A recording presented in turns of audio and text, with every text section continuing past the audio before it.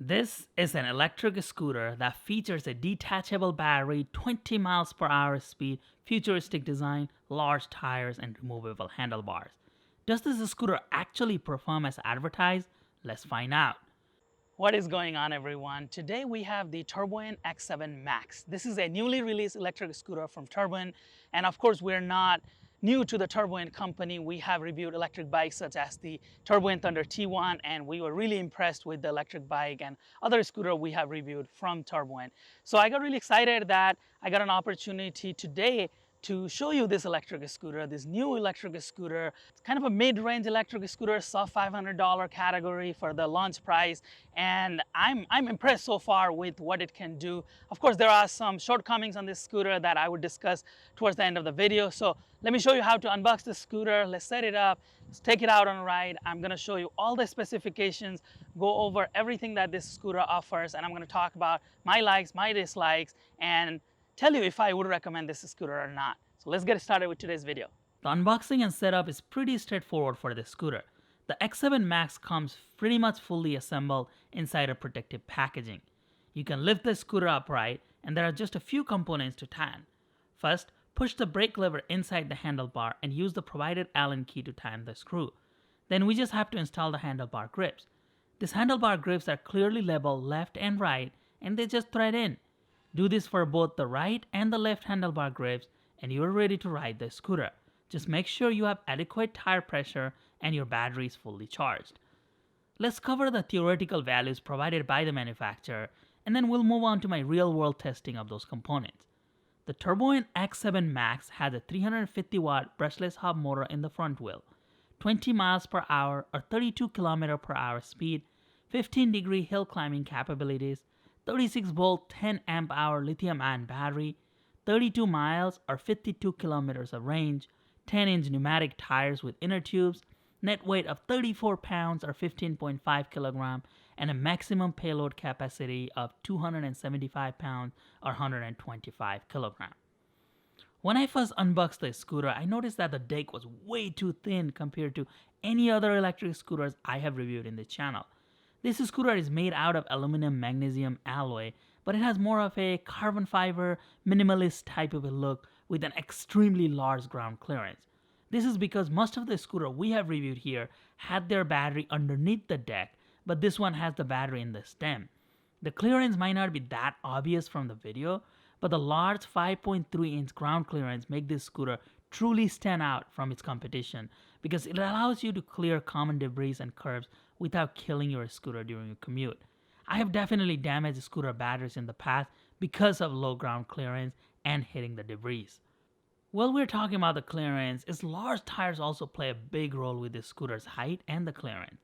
Typically, we are used to seeing 8.5-inch solid tires, but these are 10-inch pneumatic tires. If you have been following our channel for a while, you know that I prefer air tires over solid tires for comfortable riding. These tires are very capable and have held up quite well even after testing them with instant braking for a few weeks now. These are great tires for regular urban commute and slight off-roading. You can easily go between paved and grass surfaces with these tires. I really like the detachable battery design. It does come with a lock to prevent battery theft. I've always been a fan of removable batteries in both e-bikes and e-scooters. This feature just makes charging and storing the battery so much easier. It has an average 36-volt 10 amp hour battery, which makes sense for a sub $600 scooter. They claim you can get 32 miles of range per charge, and that very well might be true if you ride this scooter for under 10 miles per hour, but that is just not a reality for most people. So at 185 pounds, riding around paved trails on full throttle at the 20 miles per hour max speed with some small hills, I got between 16 to 18 miles of range. My wife at 125 pounds, riding with mixed modes of mostly level 2 and 3, so the speed was between 12 to 20 miles per hour, she was able to get 22 miles of range. This might be a little off from their estimate, but it is actually a really impressive for a scooter in this class. And again, the range always varies based on the rider's weight, the wind condition, the terrain, so there are so many factors that would be affecting this range. The motor performance was comparable to other scooters we have reviewed, even around the sub $1,000 categories. This scooter gets going pretty quickly, but does feel very sluggish and slow after about 10 degrees incline, especially if your battery is running lower. The X7 Max uses disc brakes for the rear and electronic brake for the front wheel. I always get nervous when I don't have both brake levers, especially in a scooter that can go 20 miles per hour. However, those brakes are very sensitive and a scooter cuts the power to the motor as soon as you apply the rear disc brake. The folding mechanism is also slightly different than what we typically see.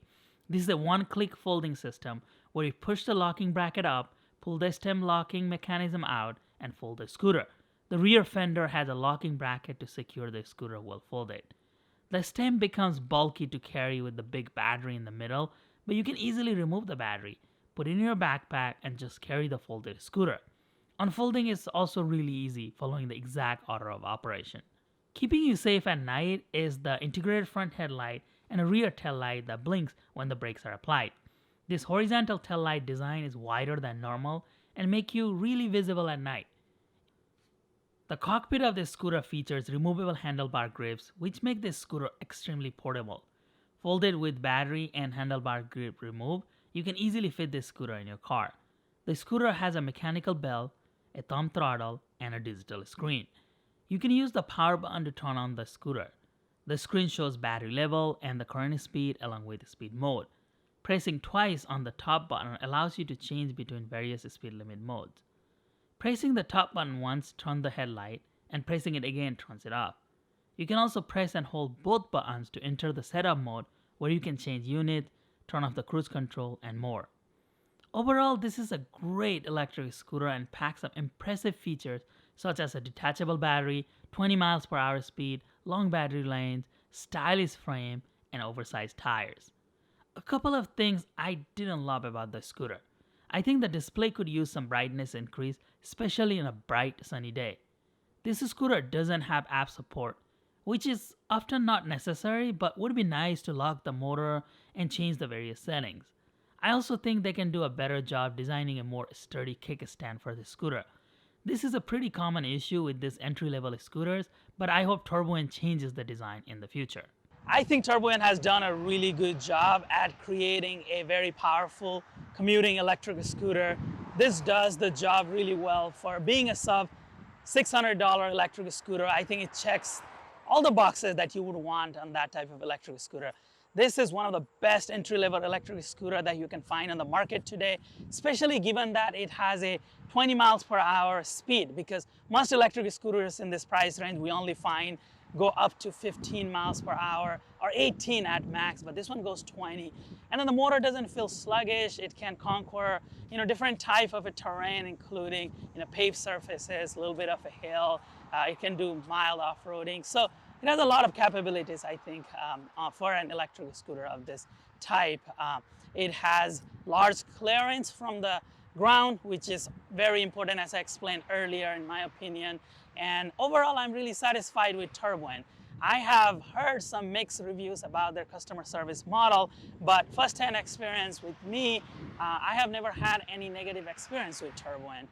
Whenever I had issues with their products in the past, they took care of the issues right away, but that could just be me, and you might have had different type of experience otherwise. So please let me know in the comment section below if you had to deal with Turboant in the past. It's a very well-known company.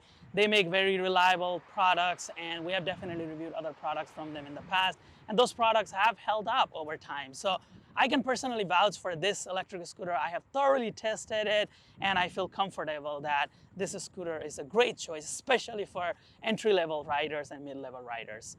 As always, I'm really interested in knowing your feedback about the product that I review, such as this scooter, or the companies that I work with to bring these reviews for you. So please do let me know in the comment section below your experience. If you already have a Turboant product, let me know how those products are holding up.